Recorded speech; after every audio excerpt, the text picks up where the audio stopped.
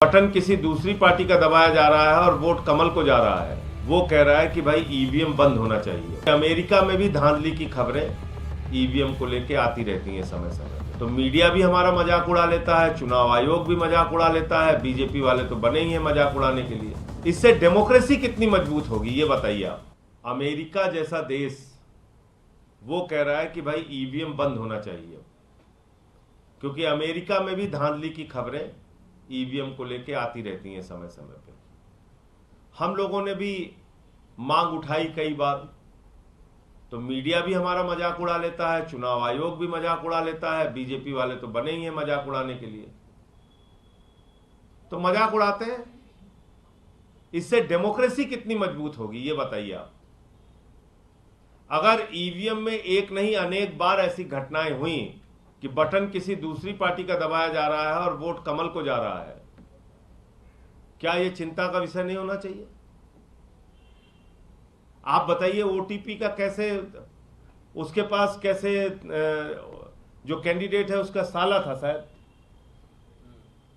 उसके मोबाइल पे कैसे जा रहा है? तो 48 वोट से उसको जीता हुआ आपने घोषित कर दिया। शिवसेना उद्धव ठाकरे के कैंडिडेट जो पहले जीत रहे थे उनको हरा दिया। एक बार 2200 वोट से जीते, फिर रिकाउंटिंग हुई 1 वोट से जीते, फिर रिकाउंटिंग हुई 48 वोट से शिंदे गुट के कैंडिडेट को जिता दिया। तो ऐसी कम से कम 80 सीटें हैं देश भर में जो संदेह के घेरे में है। माननीय सर्वोच्च न्यायालय में इसको लेकर याचिका भी दाखिल हुई है, और अगर इसका सही ढंग से, ठीक ढंग से अगर काउंटिंग हो जाएगी तो ये सरकार गिर जाएगी। ठीक ढंग से अगर काउंटिंग होकर निर्णय आ जाएगा तो मौजूदा बीजेपी की जो सरकार है, सरकार गिर जाएगी। कहीं लाइट बंद करा दिया फर्रुखाबाद में, वहां 2-2,500 वोट से जीत गए। कहीं कोई हल्ला करा दिया, वहां जीत गए। कहीं कुछ हल्ला करा दिया, वहां जीत गए। तो ऐसी देश भर में 80 सीटें हैं जो संदेह के घेरे में है। उसमें महाराष्ट्र भी है, उत्तर प्रदेश भी है, बिहार भी है, और भी राज्य हैं। तो मुझे लगता है कि